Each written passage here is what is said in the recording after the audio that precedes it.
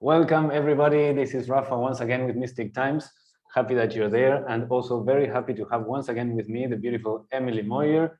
We're going to be having some fun today, talking a little bit more about time and space and the mind. And maybe on the second part, we can also get into a little bit of artificial intelligence. Those are just some ideas that I was like playing with, and I thought it would be cool to speak with you about them. But who knows where this can go, as usual. So how are you, Emily? I'm doing great, Rafa. Nice to see you again. It's been a while. How are you? Yeah, I'm doing good too. It's been a while. Too long actually. But we're gonna try to do this more regularly if we can, if we have time. So how have you been? You've had some issues with technology, with not with technology itself, but with the system you had in place for all your stuff. Yeah. So, it's not something that I generally like to talk about too much. Okay. No. I'm happy. I am willing. I will say it, you're right. Because you asked, I will say it, right? I think that when we choose to engage in, activities that, are controversial, that comes with a host of risks. And so for people to then be surprised when they are challenged, that seems silly to me, right? Like, most of us, if we're actually doing something that is as controversial as we think it is, have to always know somewhere that that's part of the process. Yeah. So you have to, when it happens, you have to talk about it to the extent of so that people understand why things aren't as normal. But I don't like to, go on and on about it from like a poor me kind of thing. I had, I had my Vimeo account deleted, right? Which Vimeo is what I used to host my private patrons content. And so it's different than someone who gets a strike on their YouTube or whatever. So it's a little bit different than some of what we hear about, but it's a challenge to the way somebody makes their living. Just as usual, there was not really a clear explanation given. There's just that you violated our community guidelines, whatever. It's one thing when YouTube does that, right? Because YouTube is not a service we pay for, right? But Vimeo is a service that I paid for. So as a customer who paid, I feel entitled to a specific answer, especially because they were not willing to refund my money for I paid for a full year of service. Every year I just pay for the year at a time instead of month to month. So maybe that's a hint to people that maybe don't want to necessarily do that. But they're unwilling to give it, and what's bizarre about Vimeo's stuff is that according to what they say I may or may not have done, I have far more controversial shows than the ones that they chose to give me strikes for and then delete. It felt a little bit like it was about something different than maybe what they were saying it was about. But whatever it is, it doesn't matter. I have found other ways for now that aren't perfect, and I also have great people who support and follow me that have been patient and helpful, and lots of friends that have helped me. The situation is mostly resolved and should be completely resolved in the next month or so, because I'm adding a members section to my website, and some of the stuff will just be hosted there as opposed to on other platforms. And so it's just created a lot more technology work for me than I'm used to or care for. So that's been a challenge, but I do think it's part of the process of being a content creator, is understanding what it really means to be responsible for your own content, to know how these things work, and to learn how to problem solve when things don't go our way. So I appreciate the experience. So thank you. I know what you mean.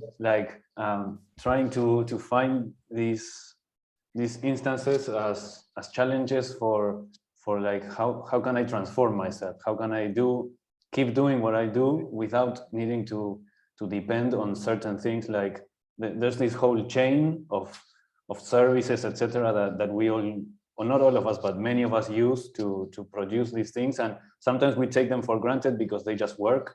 But then when one of the pieces doesn't work, like I'm having problems with the microphone, right. And so you have to find another way. And for example, just now, the other day, I had a conversation on Zoom, and on that very day, Zoom had decided to stop doing the free one-on-one calls. Like I think they were infinite length. They cut them down to 40 minutes. Mm-hmm. So I kept getting like 2 or 3 times during the conversation the notice that the conversation was going to end, and I wasn't understanding what was happening. But then I had to, okay, I need to find either an alternative, a free alternative, or I need to step up my game and find another way to do things. So today I'm premiering the first conversation being a paid member of Zoom, and I'm going to see what this goes, what this like brings for, because it's also at the same time, you know, when you make these changes and you commit to this kind of growth and mm-hmm. maybe it's not a sovereignty or it has something of it. When you commit to these things, you also attract certain nice things to you as well, because you're showing the universe that you're open to take a new step. And I think for what you do, you know, having your own private thing is which still would depend on the internet itself and on whoever provides that service, but it's a little bit more independent, and it will be great for you in order to speak more freely, I think. So there's always the silver lining, like they say, right? Yeah, absolutely. Absolutely. I wasn't aware that Zoom had done that. I knew that you could never have more than 2 people and have it be an endless amount, right? Like I use a paid account, but I have multiple accounts. So sometimes I use, for other, is it the recording, or is it the meeting length? The meeting length. They extended that for any kind of meeting, just 40 minutes max. Just for what? For any kind of meeting, 40 minutes maximum. I've been getting a lot of emails from Zoom, but I haven't opened them. Everybody was kind of surprised, I think, from what I read, because they didn't do a social media post. I think they emailed people, and nobody opens those emails. Nobody opens emails. Who would open an email from a company? It's just they're trying to sell you something else, right? Right. So hey, the other day I was listening to you speaking with Danny Katz. Yeah. Mm-hmm. And there was this moment when you said, space is inside of you. You said that, I remember like, oh, I'm going to write that one down, because it connects to the kind of things I like to talk about, and I like to talk about with you especially. And I don't know, maybe we could kind of start from there. Yeah. I don't remember exactly the context of the thing. It was one of these words episode. I think it's the one that at the start you guys made like a disclaimer, oh, this episode is boring, and it was very cool actually. Many people commented, hey, this was a very great episode. And I think it was in that one. So look, the things that the notes that I wrote down to give a little bit more context were, I think that maybe you were speaking about these things. So the secret space program, mind control, and this I added myself. I remember the world as an emanation of our mind, and outer space. Oh, this is where I want to go later. Outer space is the subconscious mind. That is one of my hypotheses or something like that. So, and then you said also they are trying to get reality to work like the immune system. That was a pretty good one. So let's like try to decode all of that and get some footing on that subject. Okay, so I've said for like years and years, since the early days with Randy, that the secret of the secret space program, the secret is that there is no space, it's just the program, right? And so that is, a cute and clever way to basically say that social engineers and governments and corporations for all of our lifetimes and before that have taken advantage of the human tendency to look for answers outside of themselves, to externalize, for looking for the reason why or the solution or whatever. It must be very, very, very far away, and we must work very, very, very hard to get there and finally find whatever it is we think we're looking for. And then you get there and you realize that it was within you all along, right? But that never stops you from continuing to look outside yourself for more. And, you know, there's a lot of resonance between what is portrayed as space travel, and in the case of people who like alternative theories for things, secret space program, and what, you know, the average person might look at as like, you know, exploring one's own consciousness or expanding one's own consciousness. And if you look at things from a conspiratorial standpoint, the idea of mind control, right? And at a certain point, to me, it became really, really clear that a lot of things that people who research kinds of topics that I am interested in related to mind control, that's the secret space program was just another extension of that. And then that asks the broader question, well, then is the entire space program that? And I think it is, right? But the secret space program is special mind control for people that have more questions than the average Joe, right? And so, you know, this subconscious is kind of like that, right? It's sort of like the void, or like the place that black matter lives, or something like that, right? And yeah, like, you know, it's the part, the junk DNA, the junk DNA, all that kind of stuff, right? The stuff that we're told exists, but we're not quite sure like where, and there's not a lot of details about it, and you can't go there, or you can't know, right? Like, I'm suspicious anytime I can't know, right? Kind of thing. But if you think about it, yes, that's right. That space could be outer space, could be the subconscious, because if, you know, the gods and goddesses maybe represent parts of your psyche, or maybe they represent certain elements or energies, right? And the gods and goddesses also generally have overlaps with the names of planets or stars or whatnot. And so, yeah, I mean, that is some sort of, you know, like I think I've even talked about this book before on this show. There's a book called Inside the Earth by Radu Sinamar. And early on in that book, he does a pretty good explanation of explaining how a planet is formed, right? And it's kind of like a god or a god energy sort of embodied, right? And so I think it's just another way of saying it's sort of like anthropomorphism of what we think of as, you know, energies or archetypes into something solid, right? And whether that solid thing be a man or a place very far away that, you know, is hard to get to, or whatever it is, it's that, right? It's the same story told over and over in a variety of ways. And depending on like the type of person, the version of the story will appeal to them, right? Like, some people are not interested in going and looking at statues in Rome of gods that have the same name as, but they're interested in SpaceX or NASA or whatever, and they have satellites or planets or whatever with that name as well.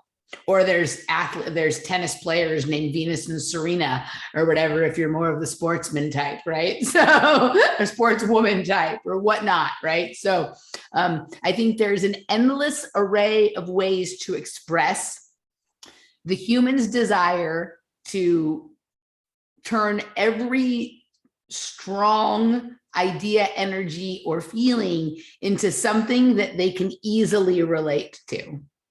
Right? Something that they can give a name to. Not just a description of, but a name, you know? Yeah, I remember, I think it was in our previous conversation, maybe in the one before, that I brought this idea of something I was trying to understand, of how like for example, this thing, you have a messy bedroom, it means you have a messy mind, you know, it represents. So then if you start taking that a step further, you could say then that every item, everything, and where it is and where it's in relationship with the other things, in, for example, in your room, in your house, in your block, in your town, in your city, in your planet, in the universe, everything represents something from within your own mind.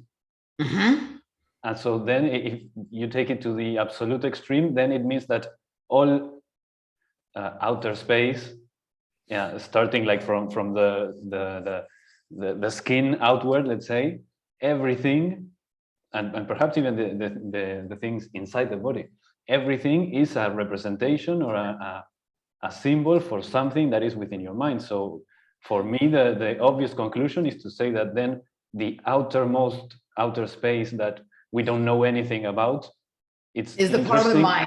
It's interesting that the subconscious, for example, is also part of the mind that we know less about, and which it's like a Möbius strip or something like that, where it like, or the snake biting its own tail and stuff like that. It's like something out there connects with something in here. I remember there was this episode from Adventure Time. I don't know if you ever watched that cartoon. I don't watch cartoons since I was little, so I don't know. Yeah, that one is amazing. It's very, very psychedelic, and it's for kids, but you can watch it and you go absolutely crazy with it. So yeah. So okay, so like no, wait. Let me just okay. To close the idea. There's this episode. That's why I bring it up, where the main character puts some. It's like some special glasses that I guess they make you super intelligent or something like that, and he puts them on, and there's this like cycle where the camera goes into his head and starts going deep into the cells and the tissues, etc., and then suddenly the atoms, etc., and then it's planets in outer space, and suddenly it starts going back and back, and it starts coming back again to in front of his face. So it does this exact thing I'm talking about. Right. He says, I understand everything, he says at the moment. It's a regenerative process that keeps flipping in on itself. So maybe an easier way for people to understand is during the Obama years, we heard a lot about a program called the brain mapping program. So in my mind, right, the money that we think has gone or is going, or the time and the energy and the studies that we think has gone to space travel, has really always been going into this brain mapping program. And if you look at, so Laura, my girlfriend, is a craniosacral therapist, right? And she has this one book called Brain Stars, right? And it's about the glia, which are like something that is in sort of the lining between like your brain and your scalp or whatever. It's like part of that whole sort of brain lining thing. But it really looks like, you know, like it really looks like if you were to go to the planetarium and look up at the sky and look at the thing, right? Like the way the things are looks exactly like this, the graphics that show the inside of the brain, the inside of like the dome of the head, right? So your dome on top is almost exactly like the dome out there. And when we look out, you know, we have to be able to, as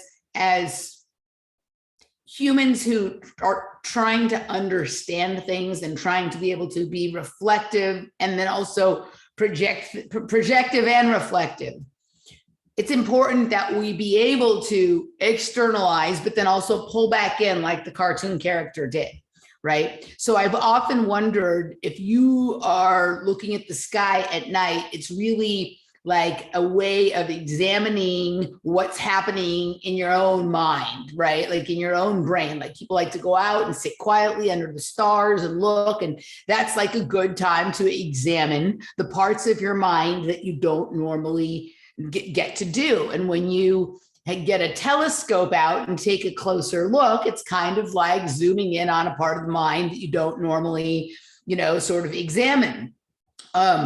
The brain mapping program and just to add something, that's exactly what astrology is talking about. You know, that our planet and Mars, for example, represents your masculine side, your anger, your action.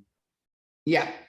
And so I think that, you know, we have a system and an elite that seems to be obsessed with space travel, but I think what they're really much more obsessed with is understanding the human mind, so they can better manipulate, better control whatever it is. And the link between the sort of the diagram or the graphic or whatever, right, that links this sort of subconscious and outer space would be the idea of hyperspace, like an extra dimensional self-repeating pattern, right, that has you know, like it's challenging to explore, right? You need like to really, you know, it's quite a lot of work to try and map that out. And I think what we're told is space programs and brain mapping programs are really trying to sort of map out hyperspace and dimensionality. Yeah, I'm sharing the screen with a thing. It's pretty. It's very well done for it. Yeah. Yep. So and actually from looking at, like you say, from the understanding that we can get from, for example, outer space, we can of course start to understand ourselves. But it's hard because this is kind of like pointing to a question that I've had for very long, and I still don't know that I know how to put it into words. It's like, because every time I try to ask it or to express it to myself, even I come to the idea of non-duality, or like maybe like the snake biting its own tail, the Möbius strip, which seems to have two sides, but it actually has only one. It's like something that bends in on itself, and when you're looking at it from one point, it seems like it's something else, other than you, but in reality it is all connected. And for me, that is one of the big things that we are here looking at as humans, like trying to understand who we are. In the end, that is the question: who am I? Recently I did an episode where I looked at quotes from different enlightened masters from across time, talking about what enlightenment is, and they all tend to point at the idea that you are already enlightened, but that you have just beliefs about what enlightenment should be or what it is, and those beliefs and those thoughts are what are blocking you from knowing that you are already enlightened, because it's like you within your enlightened, so within the Möbius strip, you create an identity of, I'm this little piece of paper over here, or piece of strip, whatever. I'm thinking of one made out of paper. I'm this little piece here, and there's this other thing that is the Möbius strip itself. But and this, you know, again, I think the idea was saying is kind of I don't need to finish it, but I'm connecting to last year, I think it was, that you were looking into time so much, and you had this thing of the infinity symbol, and it's again, it's that same thing, you know, it's this one thing that has like a twist, and it seems to be two separate things, but it's just one I know what you're talking about. Time tunnel.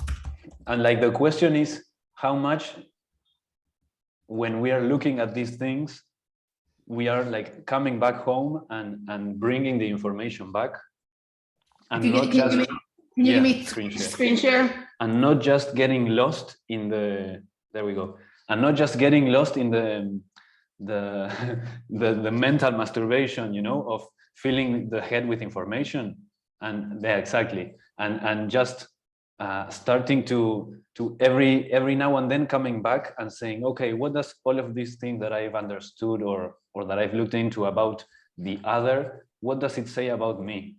How can I know myself from all of this? Because the background thing that we're seeing is that when we're looking at all of those things, we're actually looking at parts of ourselves that we aren't very acquainted with, is what I think.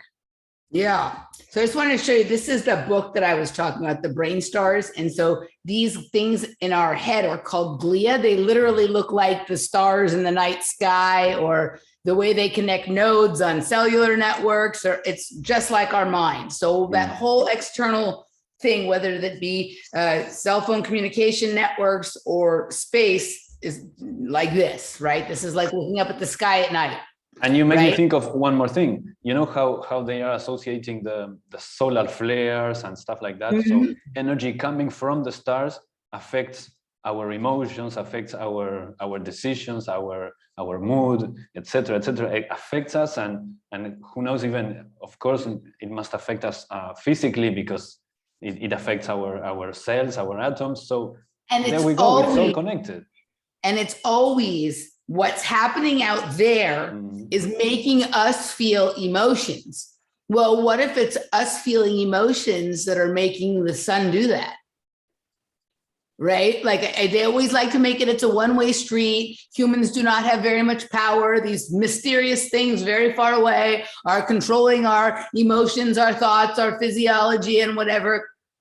You know, I think it's definitely at least more of a two-way system, but maybe all we're really seeing is like when the sun does that, we're seeing the power of our own emotional tides, right? Okay, so back to this with what you were saying, right? Yes, right? Like the it's kind of like, to understand something, we have to separate it from ourselves and look at it far away first. And then if we are able to come to some kind of understanding, and this is a particularly good one. Look at that. So there you go. Right. That looks pretty cool with him in the in the spot. Right. But if we're able to integrate it, then it's pulling it back close until it becomes one. Those things that we either don't understand or can't accept are not integrated well. And that's what would be you'd call it, like, you'd say like your messy room. Right. Like, so for me, like when you were thinking about, okay, if your room is messy, then your head, everything is messy. Like right now, like I'm to a place in my life where the thing that's like, I have a messy closet, right? Like my apartment is not messy. My car is not messy. My desk gets like messy over the course of the day, a day or two, but I clean it pretty often. My closet is a disaster. Right. And what is a closet? A closet is the place that really no one sees. It's where you keep all of your shit. Right. And nobody really sees it. Like when the cleaning lady comes over here, she doesn't clean the closet. She doesn't go in the closet because we just stuff everything. You know, it's me. So the parts that are hidden, the parts that are secret, the things about myself that I haven't yet chosen to share, that's where my remaining mess resides. Right.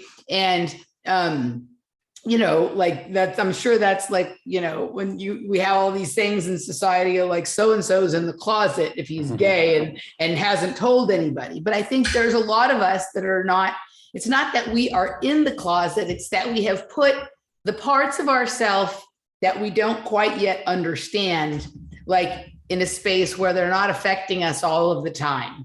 Right. So, you know, and then there's other people who put their mess in a storage unit and never deal with it, and they never get the chance to integrate it. That's my father, right? So, you know, but I think that is part of it. Like the way you described the Möbius strip is, if everything is right here all the time, it's hard to like understand it. Things are much easier to observe first from a distance, and then you decide if you want to go closer. And then sometimes you decide to eat the thing that you're looking at and become one with it, or to study it, or whatever it is, and find a way to integrate that. So I think that this Möbius thing, or the separated subconscious to the space, it doesn't it serves a purpose. It's very beneficial and it's necessary. It's just unfortunately been, because we haven't been told the truth about who we are,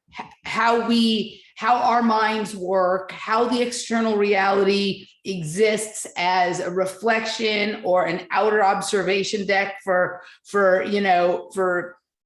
ourselves, then we have become very separated from it, right? We have become very, we think that the duality, that, you know what I mean? Like it's something completely else. It's something different, something separate. It's almost like the difference between when you find out like that, someone, like when you find out someone who was like a family friend is actually your father, right? Kind of thing. When we, I think, find out the truth about how reality actually works, so many things that we think of as other and foreign from us will suddenly become something that we decide we need to deal with or have feelings about. And the longer that is kept, the longer that we are kept, that the truth is kept from us, the harder that becomes, right? And I think that every once in a while, like having to do with cycles, you mentioned astrology or those kinds of things,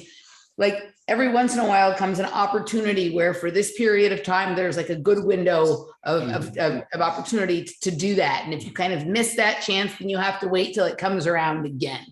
And I think right now we're in a particularly good space. And one can say, oh, well, we say that all the time. No, like I actually think right now, like even people that I've known for several years in this sort of information space and whatnot, and we listen to each other's stuff, we do shows together, we have conversations, we are getting to a different place of a community where we're going, you know what?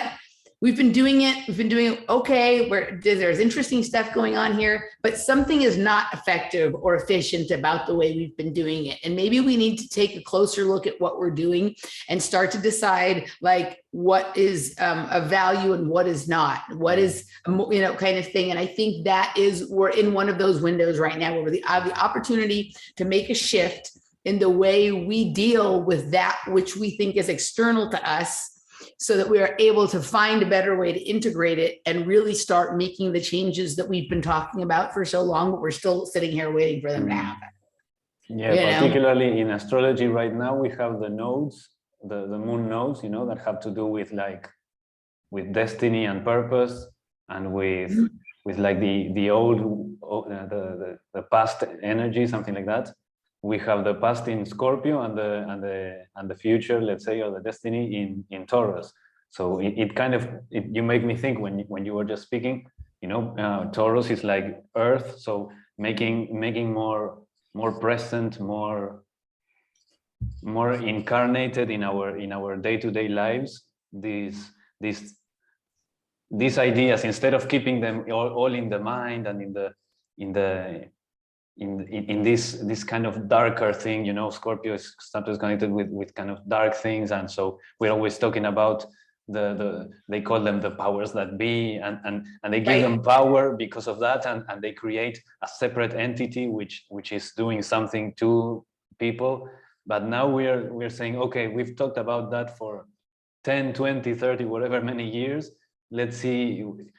We are recognizing that we're starting kind of to repeat ourselves, and how can we now bring an embodied aspect to everything that we've been learning? How can we actually make it help our lives? So I love this thing about manifestation, reality creation, affirmation, visualization. So starting to use the power of the mind to create. If we are understanding, okay, so everything out there is a creation or a reflection of my own mind. Okay, I'm going to modify my own mind so that out there starts to reflect something that I like more. It's the only change you can make is inside of yourself. That is the next step that I think we need to take. Yeah. Even if you build something outside of yourself, you had to have the idea first in your mind, right? So like if in order to build a house, you have to decide that you're going to build a house, right? And so, yeah, like I after many, far too many years of trying to wait or then get the outer world to change. You know, I had to fucking pull my shit together and be like, well, that doesn't seem to be happening. So I guess I'm just going to go about starting to work on changing myself. And then miracles, as I changed myself, some of the other things on the outside, not everything, it's not perfect, started to shift, right? So it's the only surefire way that you can make any change in the world is changing yourself. And you know what I say? I always say, okay, so for those people who always think somebody else needs to make a change for them to feel better, I say, okay, imagine the entire planet, the entire population has done that change. You're still remaining. So why don't you get on with the thing right now for yourself? If every person, like, you know, in the world got honest with themselves about, like, what we all tell ourselves lies. We all tell ourselves lies, right? But if everyone got honest, started to really work on just becoming honest with themselves, I guarantee you propaganda and lies from the media and the government, it wouldn't work anymore, because you're only able to get away with telling lies to people who also don't want to have, like, they want to keep their lies, right? So, you know, if you change on the inside, then that outer stuff starts to reflect that. You know, I was talking to Danny yesterday, and you know, what you said is right about, like, okay, like the cabal and the evil people and blah, blah, blah. Okay, like, yeah, we have to start looking at, like, what part of myself do those people represent, right? Like, what creepy little thing am I doing in my own mind or in my own house or in my own relationship that is an exaggerated, distorted extension of, right? That. But also, I think one of the things, and Danny and I were playing with this yesterday, is I think as for my own self, I'm not even going to tell anyone else what they need to do, right? I'm starting to pay a little more attention to the idea of not becoming so distracted with current events, right? And it's so fun to do shows about this shit show or that shit show that happened in the, you know, whatever, the government or the media. And it's not that there's no use or no value for that, but I find that, like, there's certain topics that have long been of interest to me, but I don't ever dig all the way down in them, because I'll start to ruffle around. Michael and I do it all the time in our shows. We'll open a door, but we never follow it all the way down to the end. And there's a variety of reasons for that. And in some ways, like, it's, you know, it's entertaining to open up mysteries and not solve them and let people come to conclusions for themselves. I'm not saying that's a wrong or a bad way to do it. But I see myself saying things like, I haven't had time to read that book. I haven't had time to do that research. I haven't had time to read that paper, but I have plenty of time to read the latest headlines and listen to the nonsense bullshit, you know, Tim Pool, Joe Rogan, whatever, right? So, you know, for myself, it's like, okay, well, maybe I need to reflect on the way I've been working and start to make a change there. And then I started to think, you know, my good friend Randy was always very wise. He did not like making time-sensitive shows, right? He wanted to make shows that if somebody listened to them 20 years in the future or 20 years in the past, right then would be the perfect time to hear that information. And in my own immaturity, like, I got that on one level because he and I both always liked talking about time and space. So, like, I got that on, like, the larger metaphysical level of, like, oh yes, that's very cool. Like, time doesn't really exist. Everything is happening now. It's just we've laid it out into this linear path in order to be able to understand it and experience it in a way that we can, you know, make meaning of slowly. So the larger thing, but, like, my own stupid head also in some ways felt like, oh, well, that's like a convenient way to, like, you know, not have to put the show up quickly or not, you know, whatever it is, right? I'm like, no, he was right. He like, you know, the more distance I get between working with him, and he and I are still friends and we chat in the background and whatever, but there's certain, like, wisdoms he had that I understood partially, but I didn't understand completely. And this is one of them, right? If you become slave to making sure that everything, you know, like, everything is relevant. relevant to right now and whatever, like it does that. It keeps you pegged to that timeline that is generating all of that stuff, right? And so now it's like, okay, like what would it be like to go through a period of time where I didn't make any content at all that had anything to do with current events or what so-and-so said yesterday or what so-and-so might say tomorrow, even if it was that, like I had one show where I just never did that, right? Like, so I could still do it on other shows, but if I had one show that I did, whether it was once a week or once a month, that never was there anything brought up that had anything to do with current events. And to see, you know, sort of how that changed things for me in terms of my own perception of time, right? My own perception of like what's actually important. Because like, can you tell me what's the top headline in the news today? No, I have no idea. Okay, so in this country, the top headline the last couple of days has been there's been a leak from the Supreme Court that they might overturn Roe versus Wade, right? The abortion stuff, right? So, and then then you say, okay, what was the leak last week? What was the big news story last week? You know what the big news story last week was? No. It was Elon Musk buying Twitter. Yeah. Okay. But now I can't think of what the story was the week before that, right? So it's kind of like they keep you in this place, and I can tell probably like Johnny Depp, and then it was the Will Smith thing, right?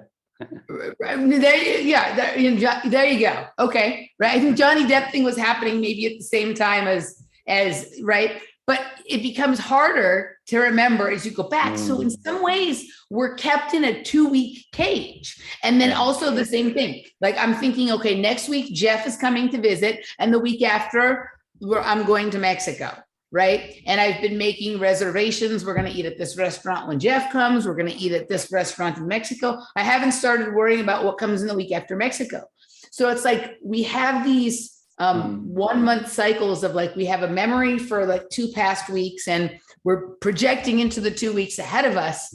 And, you know, but we're not really as well acclimated with that which will come after or that which came before. And none of us are really paying very close attention to like how we're feeling inside right now at this very moment, at this very second. Right. And so, you know, I you know, Danny and I were talking about that yesterday, about like not being so distracted, like that maybe as clever and cute as we think we are when we're decoding or tearing apart current events or this week's news cycle, like maybe that's the best mind control they ever came up with, was current events. Keeps everybody from any serious like reflection or any serious, like, you know, really starting to project their own consciousness out into the future, as opposed to, you know, just what I need to get done to get through the day or tomorrow or whatever. Right. So. Yeah. And different people with different interests can be what's the thing you do with cattle? You herd them. Can be herded with different kinds of carrots, let's say. Yeah. Even a carrot that is dressed like, this is not a carrot, you know, even taking it to that extreme. I love what you're saying. I'm very much that way. I remember when I like to say when the thing of that last couple of years started, just at the same time or very closely, I started with the podcast, and I was like thinking, I know this thing is happening, but I don't want to talk about it on the show. In part because of a little bit because of fear or whatever of being like censored or something like that. But at the same time, it's like I don't want to like feed that and fall into the rabbit hole of this happened and this happened. I mean, I'm informed, I'm kind of aware of other things, but I try not to go very deep in those things. So in part, it's good that we open doors and don't go very deep, because that can also be a kind of a trap. Just as much as opening 100 doors. Opening one door and going to trying to get to the bottom, it's like impossible, and you will spend 100 years doing that, and instead of being 100 years present here in the moment. And I love that idea of a show being focused on or not focused on those things. I like that you're mentioning that, and I'm trying to find and also you said like the window of time that you mentioned was like 1 month, and that makes me think of the cycle of the moon, which is connected to the emotions, and yeah, we through that kind of cage that you mentioned, we are not focusing on our emotions, on how we feel right now, because that's the only place that our emotions can be known, is like right now. Switch the focus from out there to in here, or if you are very good at the decoding, you can like look at the outside and immediately say, oh, that thing that's happening there is a reflection of this thing that's happening with me. I remember on a recent mushroom ceremony, I had this understanding that everything out there, it was like arrows, like shiny arrows with neon signs and etc., with the colors and different lights, and it was all arrows pointing at me. So it's like everything out there is actually just a thing that I need to look and recognize. It's telling me you, it's telling me. It's like not in a selfish way, but in like, don't get distracted by the colorful arrows. The arrows are actually pointing at you, but we all go, oh yeah, this arrow is green and it's close to this one. You know, when you're on mushrooms, you at least, and I want to go back to the carrot you talked about, because I have something funny to show you, right? When you do psychedelics experience, mushrooms for sure, but this can happen certainly on DMT, but maybe on others as well. You oftentimes see eyes, right? You see lots of eyes. Do you see eyes? They're all looking at you. You don't see any eyes like looking over there. They're all looking back at you. You're right. Like, and especially if you see something that in your psychedelic trip that has a lot of light, the moment you look at it, it starts looking back at you. It's not looking over there. It's not telling you where's little Susie or Jimmy, or it's all eyes on you, right? And it reminds me of the Nietzsche thing with the abyss looking back at you. It's exactly that. Yes. Yes, right. Okay, you said something like a carrot that dressed as something that is not a carrot, right? And it made me, I saw this funny thing a few weeks ago. Look, somebody, you know how they're always making like veggie burgers or like plant-based hamburgers or sausages. So this guy made a meat carrot. He made a carrot out of meat. Right? I thought that was funny, right? But nobody thinks it's weird that they make veggie burgers, but the idea of a meat carrot sounds funny, right? I'm looking for a thing that I drew. Let me see if I have it here. Yeah, I'm gonna show you something that I drew because you reminded me. And let me see, share screen over here. Yeah, this is a representation of something. Can you see the tunnel of eyes? Something that I saw in it's like, is it eyes? Is it peacock feathers? Right? Like all the Alex Gray stuff, right? Like, but have you ever looked at the peacock feathers? It looks like it has eyes and stuff like that, right? Yeah, a friend had I don't know if it's a farm or something like that, and they had peacocks in it. And I remember once she gifted us some peacock feathers, and yeah, they're insane.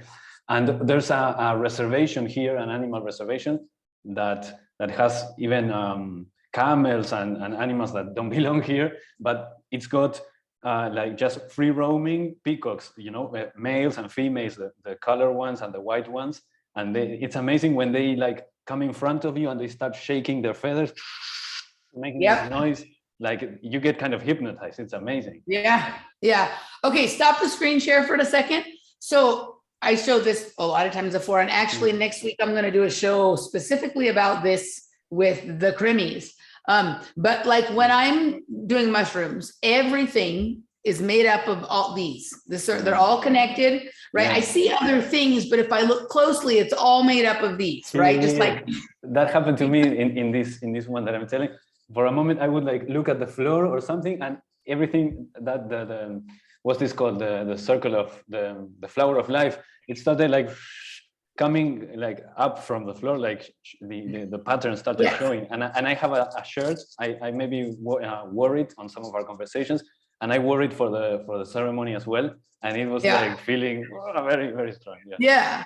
So for me, I see this. I used to think I was seeing the flower of life, and I may have been seeing it, but at a certain point, I started seeing that everything was actually really made up of these 4 lobe shapes that are connected through circles. So everything has this like 4 leaves here, or this sort of internal diamond, and it's just circles connected to each other, right?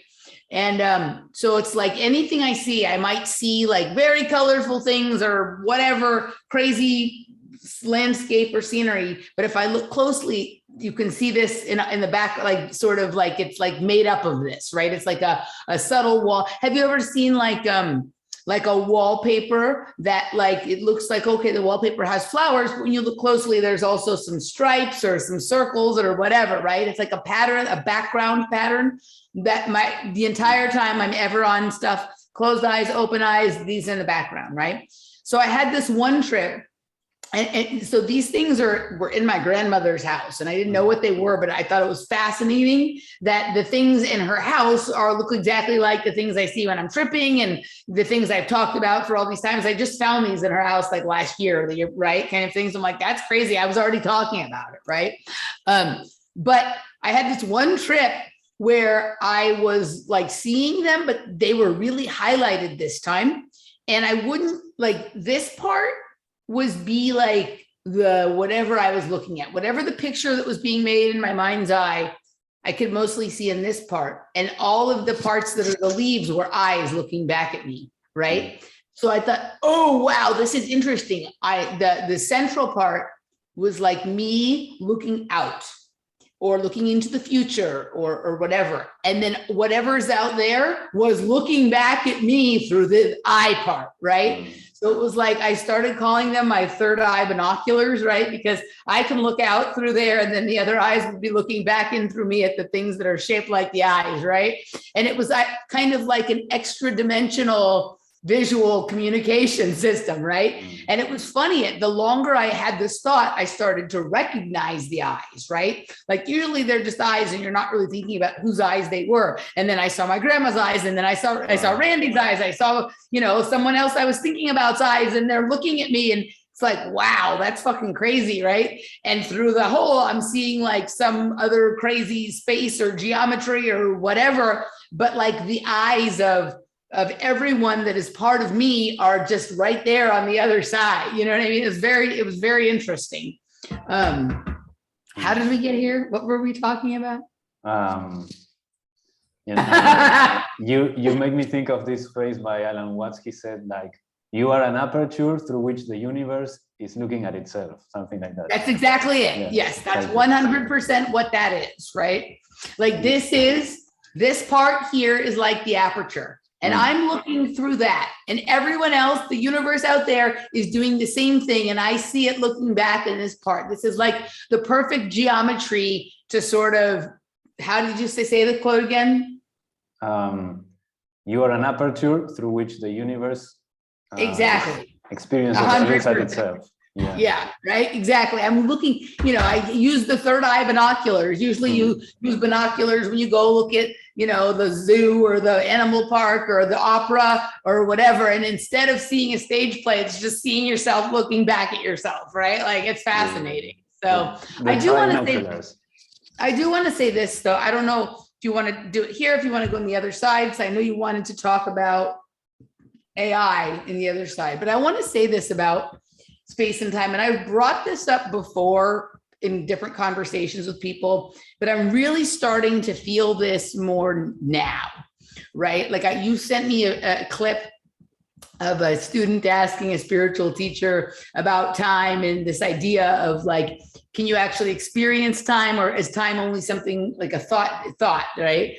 I see time, like, and I can resonate with that, right? Like a lot of what they were saying, it sounds circular. In some ways, the conversation can be a little annoying, but it makes sense and whatever, right? So I think that like both space and time are sort of templates or framework devices or something that we use as a way of arranging things so we can understand them, right? And so like, time is one way, linear time is one way of thinking of things, or space. Like we either spread things out and we think of them as occurring like at a distance, like, okay, this thing is 1 foot from me, this thing is 5 feet from me, this thing is a mile from me, this thing is, whatever. Or we think of things as time, this thing is right now, the next thing is 5 minutes, 10 minutes, 15 minutes, right? But it's a way of like not having everything be everywhere all at once,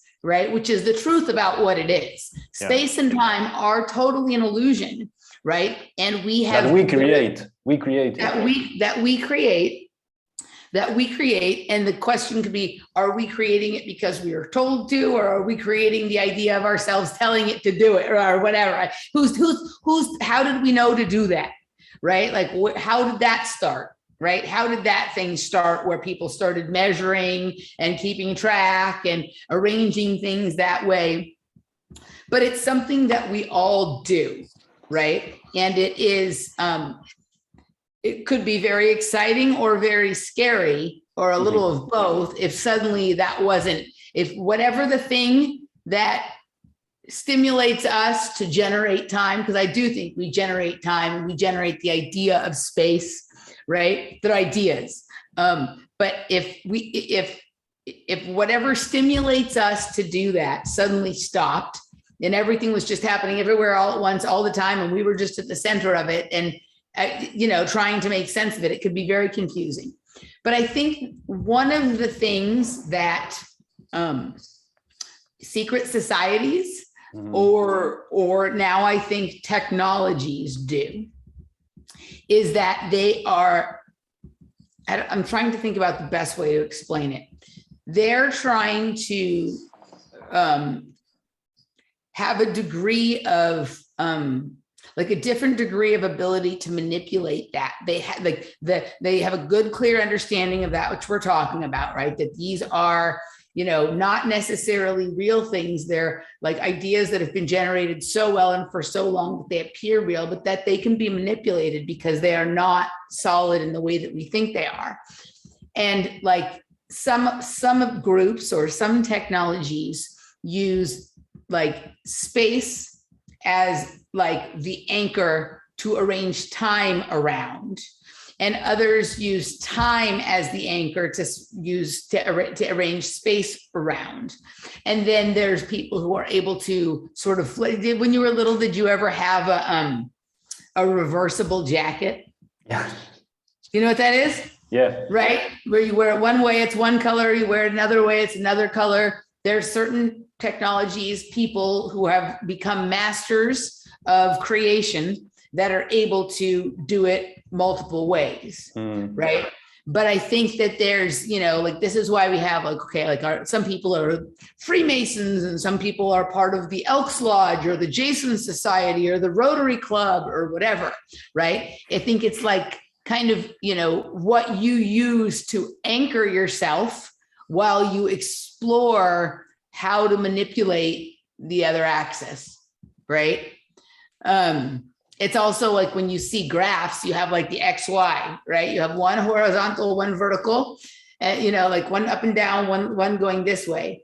And when you're, if you start playing with ways of moving, if you make different kinds of diagrams and the way they're laid out, right? I see that as being sort of in motion. And I think that like one of the things people can do to start to play with the idea, maybe you should attach the video that you sent to me, like in the description, right? Is to do that, is to just like start to play with, the reversal of things. Like, what if I thought of time as laid out spatially, right? Or time being like, we don't like, I used to be late all the time and I needed to stop being late. So I changed my attitude about time from, oh my God, I have to get there by 12 o'clock to it will become 12 o'clock when I get there. I started to treat time more like space, right? And so just starting to be flexible in the way we perceive them, those things, like being interchangeable and thinking, or even like Lindsay and I got into this conversation, Lindsay Sharman, about, well, what if anything that ever happens in a place, it's always there.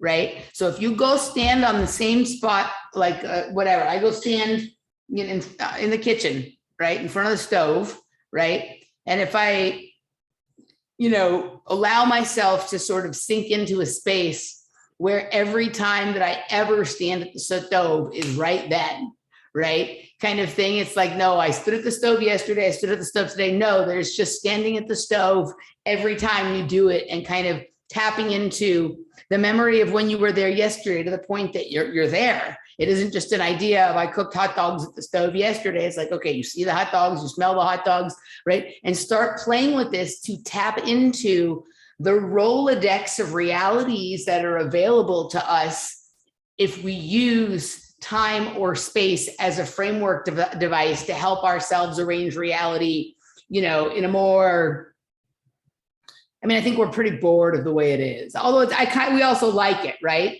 But like, I think all of us are ready for this idea of like doing something different with that, of time travel or dimensional travel. And I think there's exercises that can help us achieve it, because I don't think it's what people think it is. I don't think we're like going back to 1952 or going to end up in a dimension where, we don't have all the problems we have in this one. It's just going to be a slightly different experience of that thing which we think is this, and then the ability to move through those, I think, could be really liberating for people. So anyway, that's what my mind's been thinking about. When you sent me the video, I started to play with it that way. Yeah, and kind of building, instead of building roads, building like time roads or time wormholes. Yeah, connecting different times and making them all be accessible from one point in time, which in the end is the only way it can happen, because in that video, this guy is called Rupert Spira. He says, have you ever been in the past? Have you ever been in the future? No, every time you're now. And then he says, have you ever been there? Because when you went there, it was here. Here, yes. So yeah, it's the same thing. So space and time are one point that for some reason, maybe for the mind, the conscious mind, the rational mind needs to spread it all and have it all cataloged. So it needs to separate it in order to. It's like ourselves. We talk about the conscious mind and the subconscious mind, but the conscious mind for me feels like a part of the subconscious mind, or one part of it, that works in a particular way for some purpose. And the other day I was talking to somebody who said the rational mind's purpose is, or the purpose of logic is to break down. So it's like, yeah, the purpose of the thing is to be circular, to not make sense, so that one day you can wake up and say, oh yeah, it's actually always been this. Yeah, yeah, right. It's kind of like, so when it was making me, like, if you have a dinner plate and you've got your steak and your potatoes and your carrots, real carrots, not meat carrots or whatever, and you have them separated, right? Like, you can tell the difference between the things, but if you put those things in the blender, it would still be the same food. You would still have the same calories, the same nutrients, but it would be a different experience of the same things, right? And, we think of it, oh no, the steak needs to be here and the potatoes here and the carrots here. And I think the same thing has happened to us with the way we arrange our reality around us. And maybe there's different ways we could arrange it. And that would be a way of experiencing a different kind of now, right? In the way that we curate or arrange the reality around ourselves. As we change ourselves, we will have more ability to change the reality around us. So like the more flexible you become and being able to be like metamorphosing yourself, changing, transfiguring yourself and whatever, the better you'll be at doing that to the outside world. Right? Like I have a feeling that the people because who are you will learn to merge them back, or to stop separating something that is already one. So I think that this is the practice place, and the better we get at making subtle changes to our bodies, our minds, all that kind of stuff, our thoughts, then the easier it's going to be to rearrange the external, right? And I think that will extend itself into temporal and spatial rearrangement, right? Yeah. And not just like, okay, I got a different job, or, you know, I met a better partner, or whatever it is, right? So anywho. Amazing. Let's take a short break and go to the second part. Thank you everybody for watching. Thank you for, I invite everyone to check out Emily. I also invite you guys to go to Patreon and support the show so that I can get a new microphone or a new sound system or whatever to get better quality audio. But also to just get in contact with me and see how we can start creating community around all these amazing ideas to create a new world, a more peaceful world, a new way of seeing things, and a new and to enjoy life differently and see what the beautiful possibilities that there are out there. So Emily, wanna share your any links anywhere people can find you? I'm all over the place. I have my closet, the clothing from my closet spread out all over the house. So right now, you can find, so my website is emilycmoyer.com, and there's links to some of where I put my material there, as well as like information about nutrition consultations and life coaching that I do. Shortly, there will also be a members section there, so people will be able to go directly there to support me. But for now, I'm on patreon.com/offplanetmedia, emilymoyer.locals.com, and also now rockfin.com/Emily Moyer. And you can find lots of content in any and all of those places. Awesome, fantastic. So yeah, on the other side, we'll talk a little bit more maybe about this subject, which is very cool. We'll talk about AI, we'll talk about art. And yeah, see you everybody there. Bye. Thanks. Sounds good.